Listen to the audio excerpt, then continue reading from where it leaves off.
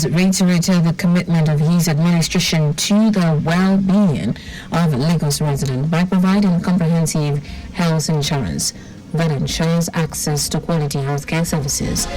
Speaking as the special guest of honor at the launch of the Police Officers' Wives Association PORA health insurance scheme and the presentation of scholarships to children of police officers, the governor, who was represented by the special advisor, Office of Internal Audit, Oyeyemi Ayola, commended the Lagos State chapter of PORA under the leadership of Mrs. Adekemi Fayoade.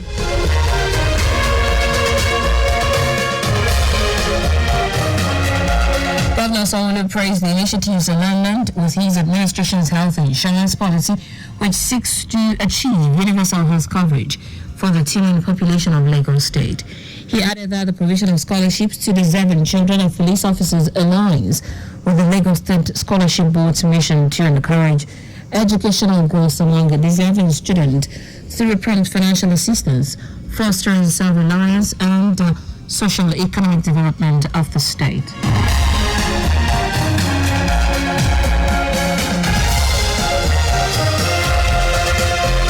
Speakers at the event to commemorate Nigeria's 25 years of unbroken democratic governance organized by the Lagos State House of Assembly have warned that democracy in the country must be protected by every citizen despite its challenges. Speaking of the House, Speaker of the House, Morashi Obasa, former Governor of Lagos State, Babatunde Fashola, foreign diplomat and business expert at the event, argued that democracy has benefited Nigeria since 1999, when the country began its fourth republic. Obasa said Nigeria deserved to celebrate because in the last 25 years, the country has successfully transferred power from one administration to another, uphold the principles of representation, accountability, and the rule of law. He noted that the role so far played by the state legislature in the scheme of Nigeria's progress to include promotion of good governance, accountability, and the rule of law, as well as passage of bills that have transformed the lives of citizens. Obasa urged Nigerians to continue to support State House of Assembly to further deepen democratic values and bring governance closer to the grassroots.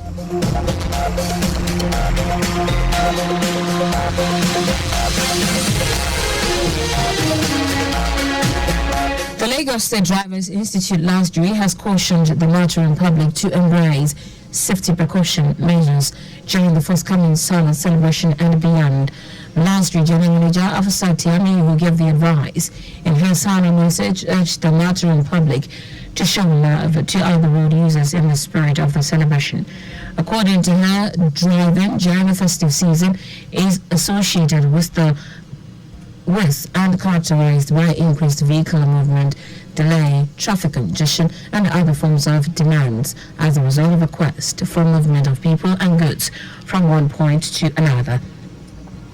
Tiami observed that drivers exhibit different driving techniques and behaviors on the road to meet target during this period, therefore becoming imperative to encourage and admonish the motoring public to demonstrate the highest professional conduct by adhering to traffic rules and regulations. Now to the rest of the stories. The Minister of the Interior, Olubunmi Tunji, says the federal government has commenced the audit of inmates across the 256 custodial centers in the country. Tunji said this after an inspection of the ongoing 3,000 capacity maximum security custodial center in Janguza, Kano State, as well as the medium security custodial center in Kuje, Abuja. And this, according to him, was part of measures to decongest the facilities. Tunji said an empirical method was being deployed to carry out the audit, adding that the audit would result in massive decongestion of the prisons. At the Kuje facility, the minister got a gift of 3 books authored by one of the inmates who had been in the correctional center for 12 years. And the Inspector General of Police, Kayode Egbetokun, has cautioned officers soliciting for undeserved promotion. Egbetokun gave the warning while decorating newly promoted top officers of the police force in Abuja. He said most of them to go through highly placed personnel to make the demand, warning that henceforth any officer found wanting will be penalized. Egbetokun advised the newly promoted officers to live up to expectation and be good examples to other officers. And foreign news now.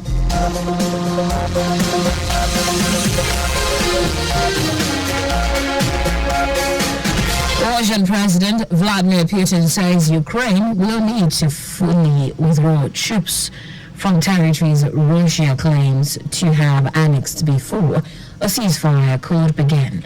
The Russian president also said Ukraine would have to give up on joining NATO before peace talks could start.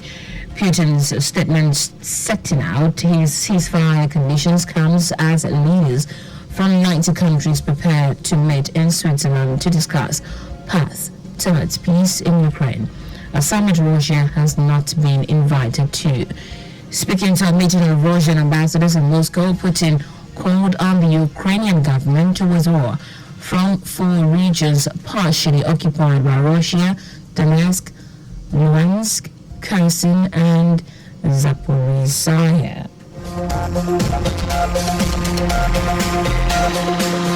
Ukrainian presidential advisor Mikhailo Podolyak called the proposal a complete sham and offensive to common sense. Ukraine President Volodymyr Zelensky has long said Ukraine will not negotiate with Moscow until Russian forces leave all Ukrainian territory, including Crimea.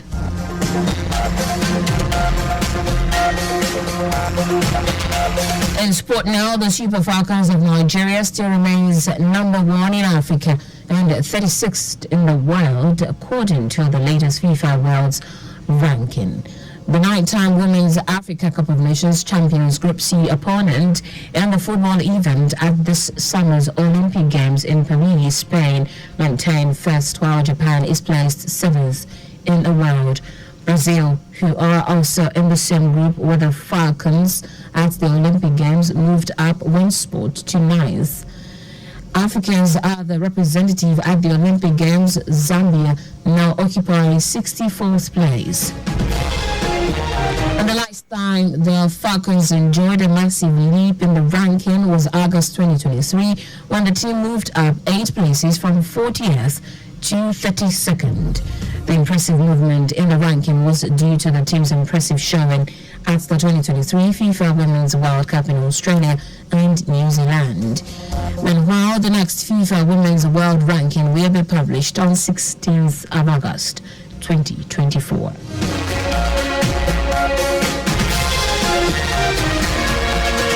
That's it on the news at 6, but just before we go, always slow down at road junctions, intersections, and pedestrian crossings. You can follow us and like all of our social media platforms: Facebook, Lagos Traffic Radio 961, X, Traffic Radio 961, Instagram, Lagos Traffic Radio 961. Subscribe and watch our news and programs live on YouTube at Traffic Radio 961. You can also visit our website at trafficradio961.ng. Did you know that the Sanwo-Olu administration trained 150 small-scale business owners in digital marketing? You can get more details on the Lagos State Government website.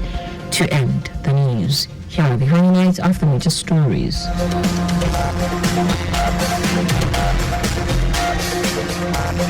Lagos State Governor Babajide Sanwo-Olu has reiterated the commitment of his administration to the well-being of Lagos residents by providing comprehensive health insurance that ensures access to quality healthcare services.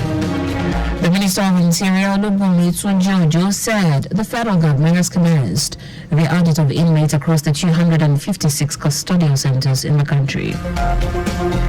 We also told you that Russian President Vladimir Putin said Ukraine will need to fully withdraw troops from territories Russia claims to have annexed before a ceasefire could begin. And finally, in sport, the Super Falcons of Nigeria will still remain number 1 in Africa and 36th in the world, according to the latest FIFA Women's World Ranking. For contact with the newsroom, send a message to info@trafficradio961.ng. That ends The news broadcast compiled by Kayode Mafolashiri and Taiwo Baruwa. Thank you for listening. Good evening.